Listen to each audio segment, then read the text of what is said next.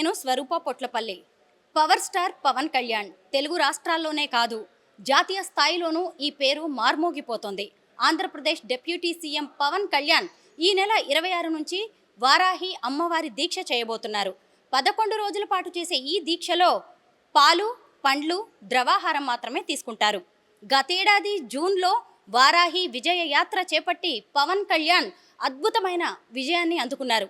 ప్రస్తుతం నాతో పాటు అమ్మవారి ఉపాసకులు, విజయవాడ కనకదుర్గమ్మ దేవస్థానం వారి సతీష్ పూజారి గారు నాతో పాటు ఉన్నారు. ఆయన్ని అడిగి మరిన్ని విషయాలు తెలుసుకుందాం. అసలు ఈ దీక్ష ఎందుకు చేస్తారు, పవన్ కళ్యాణ్కి ఈ సెంటిమెంట్ ఏంటి, వారాహి దీక్ష చేయడం వల్ల లాభాలేంటి, ఎలాంటి ఫలితాలు వస్తాయో పూజారి గారిని అడిగి తెలుసుకుందాం. నమస్కారం పూజారి గారు. వారాహి అమ్మవారి దీక్ష చేపట్టి పవన్ కళ్యాణ్ ఎంత గొప్ప విజయాన్ని అందుకున్నారో మనమందరము చూసిందే. అసలు పవన్ కళ్యాణ్కి ఈ సెంటిమెంట్ ఎందుకంటారు? అమ్మవారిని ఆయన ఎందుకు ఇంత గొప్పగా ఆరాధిస్తున్నారు? అందరికీ నమస్కారం. ఫస్ట్ ఆఫ్ ఆల్ వారాహి అమ్మవారు ఎవరు అనేది తెలుసుకుంటాం. వారాహి అమ్మవారు సప్తమాతృకల్లో ఒకరు.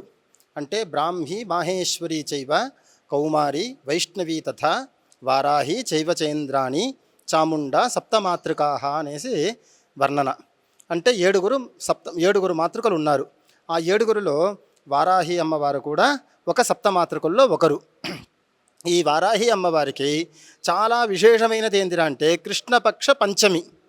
అంటే కృష్ణపక్ష పంచమిలో వారాహి అమ్మవారిని తలుచుకొని మనం ఏదైతే చేస్తామో అది ఖచ్చితంగా నెరవేరుతుంది అనేది ఒక నమ్మకం. ఆ నమ్మకం ఎక్కడ నుంచి వచ్చింది?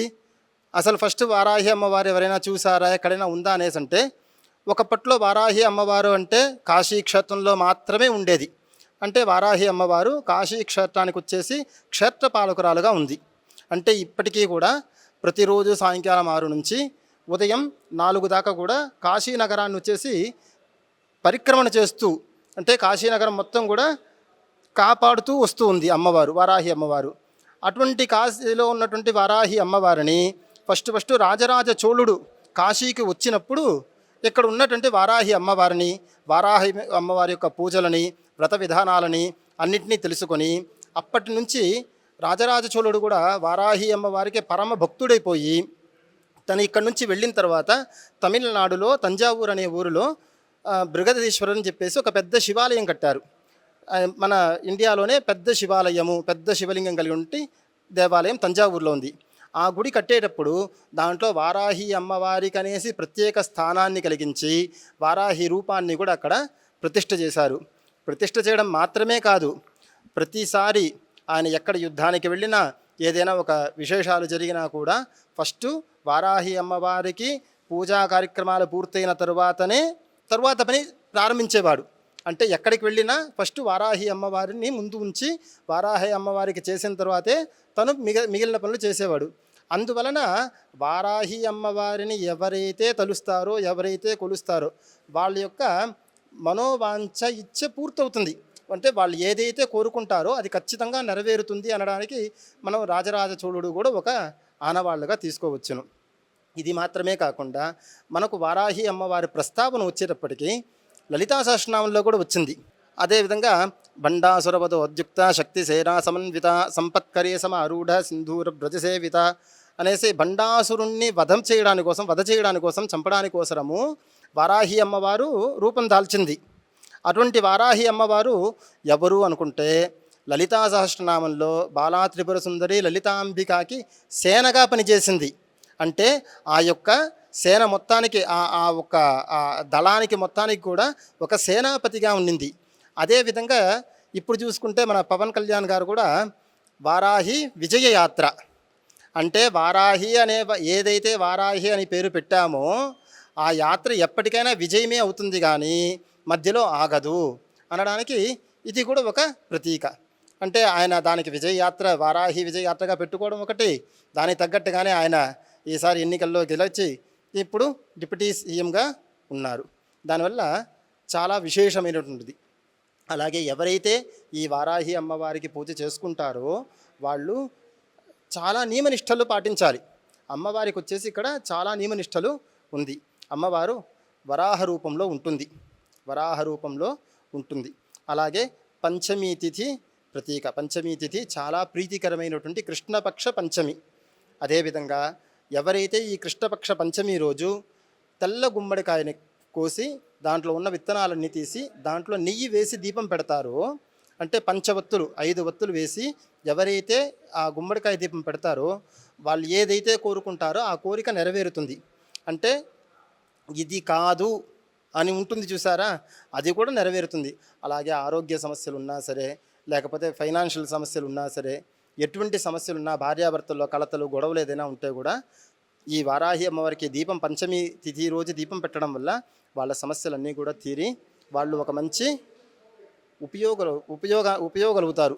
అందువల్ల ప్రతి ఒక్కరూ కూడా వారాహి అమ్మవారికి దీక్షగా ఉండి చేసుకోవడం చాలా విశేషము.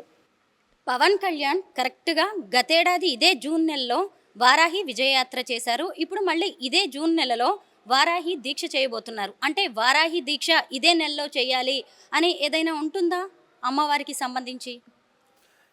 ఇదే నెల చెయ్యాలి అనేది కాదు, అంటే ఆయన ఇప్పుడు రేపటి నుంచి హోమం చేస్తున్నారు అనుకుంటున్నాను. అంటే కరెక్ట్గా రేపు చూసారంటే పంచమీ తిథి, అంటే పంచమిలో ప్రారంభిస్తున్నారు. ఆయన బాగానే తెలుసుకున్నట్టుగా ఉన్నారు, తెలుసుకొని ఆ పంచమీ తిథిని పాటిస్తూ వస్తున్నారు. దానివల్ల ఆయన తీసుకునే నిర్ణయంలో పంచమీ తిథి కలిసినట్టుగా తీసుకొని చేస్తున్నారు. అది గొప్ప విషయము. అంటే నియమనిష్టగా ఉండి చెయ్యడం ఒక ఎత్తు, అంటే తనకు సంబంధించింది అన్నీ కూడా తెలుసుకొని ఆ పంచమీ తిథి రోజే ప్రారంభించాలి అనుకుని ఒక దీక్షగా ఉండి చేస్తున్నారు కదా, అది చాలా గొప్పతనం, చాలా విశేషము. ఈ దీక్షలో పవన్ కళ్యాణ్ పాలు పండ్లు ద్రవాహారం మాత్రమే తీసుకోబోతున్నారు. వారాహి అమ్మవారి దీక్ష చేయాలంటే ఉండే నియమ నిష్టలేంటి? ఏ ఉపవాసం ఉన్నా, ఏ దీక్ష ఉన్నా కూడా దానికి ఒక నియమం ఉంటుంది. అంటే ఇవే తీసుకోవాలి, ఆహారంగా వచ్చేసి ఇది తీసుకుంటేనే దానికి ఫలితము అనేసి ఉంటుంది. అలాగా వారాహి అమ్మవారికి వచ్చేసి పాలు పండ్లు అంటే ద్రవాహారంగా ఏది కూడా ఘన పదార్థంగా లేకుండా ద్రవ పదార్థంగా తీసుకొని ఈ 11 రోజులు కూడా దీక్షగా చేస్తే తను ఏదైతే కోరుకుంటున్నారో అది సిద్ధిస్తుంది. కేసీఆర్ లాంటి వారు రాజశ్యామల యాగం చేసేవారు. ఇప్పుడు చూస్తేనేమో పవన్ కళ్యాణ్ ఇప్పుడు కొత్తగా వారాహి విజయ దీక్షలు లాంటివి చేస్తున్నారు. అంటే అమ్మవార్లకి విజయాన్నిచ్చే శక్తి ఇంత ఉంటుందంటారా స్వామివార్ల కంటే కూడా? అంటే వారికైనా నేను గొప్ప, నీకైనా వాళ్ళు గొప్ప అనడం ఇక్కడ కాదు. అంటే రాజశ్యామల కూడా దశమహావిద్యలో ఒక ఆవిడే, ఈమె దశమహావిద్యలో ఒక ఆవిడే. అంటే వీళ్ళందరూ కూడా ఏందిరా అంటే రాజశ్యామలుగా ఉండేవాళ్ళు, రాజశ్యామల ఉపాసన చేసేవాళ్ళు యుక్తిగతంగా ఆలోచిస్తారు.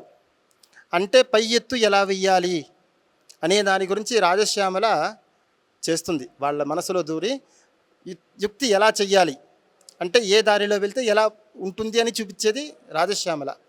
వారాహి అమ్మవారి ఏందిరా అంటే ఆ దారి వేసేటప్పుడే ఎలాగైతే నదీ ప్రవాహం అలా కొట్టుకుంటూ వచ్చినప్పుడు ఎలాగైతే అలా నళినంగా ఒడిదుడుకులు అలా వంగి వంగి లేచి అలా వస్తుంది చూసారన్నది, ఆ విధంగా వారాహి అమ్మవారు అలా సేన అలా దిగి బయటకు వచ్చినప్పుడే ఎవరిని ఎక్కడ వెయ్యాలి, ఎవరికి ఏం చెయ్యాలి, ఎవరికి ఏది ఇవ్వాలి, ఎవరి దగ్గర నుంచి ఏది తీయాలి అనేది ఆమె ఆలోచించి ముందుగా వాళ్ళకి తగ్గట్టుగా చేసేస్తుంది. దానివల్ల దీంట్లో స్వామి గొప్ప అమ్మవారు గొప్ప అని చెప్పుకోవడానికి ఏమీ లేదు. అంటే మనకు అలా చూసుకుంటే రుద్ర పాశుపత యాగం ఉంది, అది చేసుకోవచ్చును. అంటే ఇది చెయ్యొచ్చును అది చెయ్యకూడదు అనేది కాదు. అమ్మవారు అంటే అది ఒక విశేషము, అమ్మవారు అంటే ఒక విశేషం. దానివల్ల వాళ్ళ ఇష్టానుసారము వాళ్ళకి మనసుకు ఎవరైతే నచ్చారో వాళ్ళకి వాళ్ళు పూజ చేసుకుంటున్నారు. ధన్యవాదాలు పూజారి గారు.